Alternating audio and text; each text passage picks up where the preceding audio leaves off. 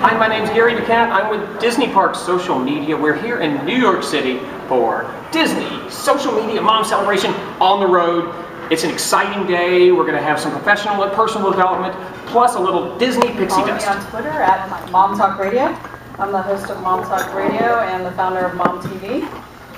And I am so delighted that everyone's here to kick off our first stop of 2013 Disney Media Mom Celebration on the road. Woo-woo. Chocolate chips, whatever's going to go in this cookie recipe. So you know that it's not exactly the way that you want it, but you're going to try. Your cookies come out and they're flat as pancakes. So the next time you make your cookies, you're going to change something in your recipe, but you're only going to change one thing, because then you know that the thing that you changed is what affected the way the cookies came out. So let's apply that to a blog, for example. You've got an idea for a theme that you want to develop in your blog. So you write a blog post around this theme, and you put it out there, and you get 5 comments on your blog post. You didn't quite get what you wanted out of it.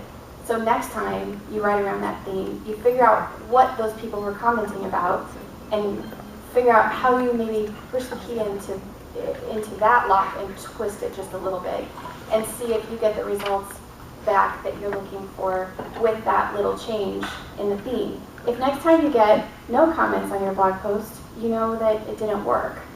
And then maybe you want to try a different theme, or maybe you want to go back to this theme and try something different. But the point of iterating a creative process is to only change one thing, and then go back and try again until you realize, okay, this is a success or this is a failure. Bum Genius has been through 4 different iterations. We started with the 1.0s. I failed miserably with the outer fabric that I chose for the diaper, and had to go back and pick a different outer fabric. I was really excited about the fabric. I was really bought into it. It was neat because the pants would slide up real easily over it. It was trim. It fit the babies really well. And when I put it on a 6-pound little tiny newborn, it looked just as good as when I put it on a 35-pound toddler. Well, it didn't hold up in Europe to 200-degree washing temperatures, because their idea of washing diapers is to hit the 90 degrees Celsius button and walk away. Well, the fabric didn't hold up, and so I had to go pick something different. Well, thankfully we got it right the second time around, and we put a version 2 of the diaper out. We're up to version 4. Version 4 reflects fit changes and snap configuration changes, and there was a sizing change done to the tabs and some other fun things that made the diaper easier to use and work better on more kids. I'm Lauren Levy. I'm one of the co-founders of Magnificent Baby, and we are at Magnificent Baby.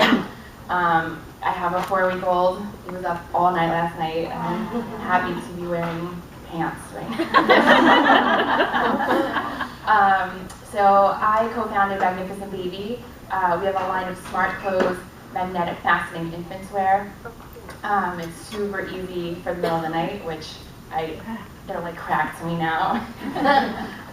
It's a fabulous, fabulous product. We're sold in about 6,000 retail locations in almost every continent. We launched for sales about 3 years ago, and we've been growing really quickly. So there's been no maternity leave, and it's been exciting, and it's true. You gotta love your job. And yeah, I have my baby at the. I have a setup with the Bobby, the baby, 2 laptops, and an iPad. So I'm about to keep the kid to work. Okay, great. Twitter handle? At Magnificent Baby. At magnificentbaby.com. And she neglected to say as well that she's a Huggies Mom Inspired grant winner. Oh, nice. Okay. My name is Suzanne Badofsky. I am the co-founder of Greater Than One Kids with Robin, who will speak in a second. We manufacture hold-on handles, which is a stroller accessory and a walking rope for toddlers, so that when moms are out-handed, as we all know as moms, happens very quickly. You can clip this onto your stroller and kids can hold on and stay close without being restrained. I worked in advertising for 13 years before I had my triplets. Went back to work for 1.5 years and literally almost died, and said to my husband as I was flying back and forth from Minnesota for day trips with 3 babies at home that something has to give. So I stayed home, became a postpartum doula, learned all about nursing Lauren, so if you have any questions, I can fix just about anything. But then it wasn't until my kids were a little bit older that I met Robin and we together designed Hold On Handles. I only have twins and an older child, so I can't. I mean, but I'm Robin Spritzer. I actually did do the formal education, and I think it's funny. I have an MBA, but I think it's very interesting because I think you're more cautious the more education you have, and I think in some ways by not having that fear is just one thing that my big takeaway is you gotta let that stuff go and actually go with the passion only. But we've been doing Hold On Handles now. We're in our 3rd year. Prior to working with Suzanne, I was in packaged goods marketing for like the Colgate Palmolives of the world. But I also worked for Benjamin Moore, so I had a lot of fun with color and design and really getting into home design, changed chapters with each. And it came to a point when my twins were born. I had a 3-year-old at home, and actually my company moved back to Canada, and I was out of job, and I was like, I cannot start interviewing for like a big job again. I just need to figure out what's next, and as fate had it, Suzanne was next. And Greater Than One Kids and Hold On Handles and hopefully many future products to come. Our Twitter handle is, which we are just getting into, we take a big lesson from everybody, is greater than the number 1 kid. Greater than what? One kid. Hello, my name is Bonnie Marcus. The name of my company is the Bonnie Marcus Collection, where fashion meets paper. I started my stylish stationery company 10 years ago when I was a wedding planner here in New York City, and I saw that there wasn't anything fashionable or stylish at that time in terms of invitations available in the market. I was the director of special events at the 92nd Street Y here in the city. So every night I worked with a different celebrity on their event. And all of the invitations available on the market were very traditional at the time. So I commonly custom designed invitations for every event I was having every night. And I started my own line. And it was soon featured as a Best Bet New York magazine and Oprah magazine. And it's been 10 years. And 3 children later, I started the business when I was pregnant with my first 2 also. And I have 3 boys now, and I always say that my business is my girl because it's very pink and sparkly and girly. And my Twitter handle is @BonnieMarcus. Thank you.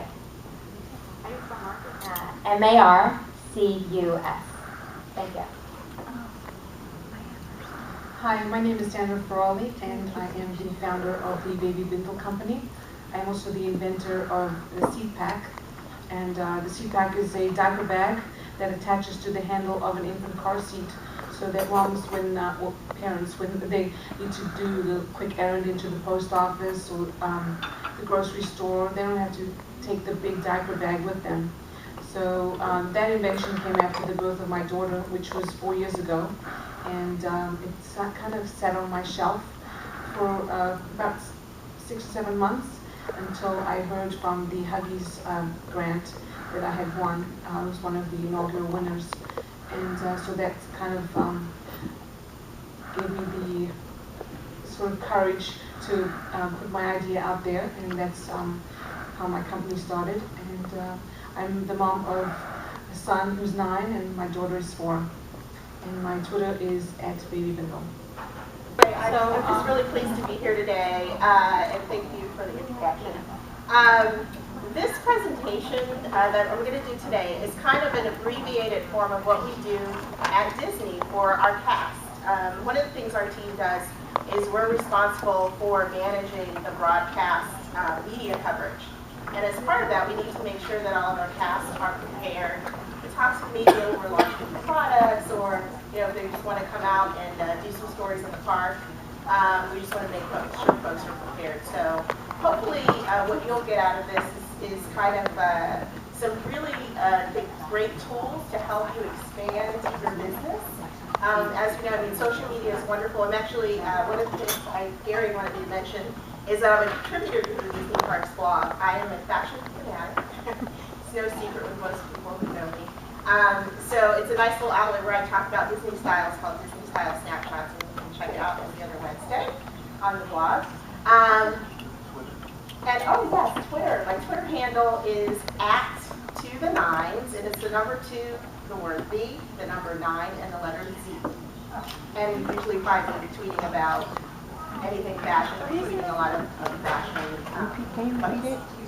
I'm sorry. And the Twitter handle is @2the9s, is the number 2, the word the number 9, and the letter Z. I'm tweeting it out now.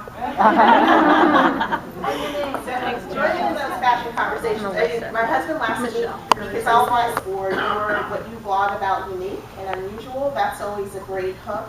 Again, they need a hook to get and keep viewers, readers, and listeners. You know, the media is a business, and so again, they want to tell great stories, but they want to tell stories that are really going to capture the general public, majority of folks' attention, and so you can really help them do that.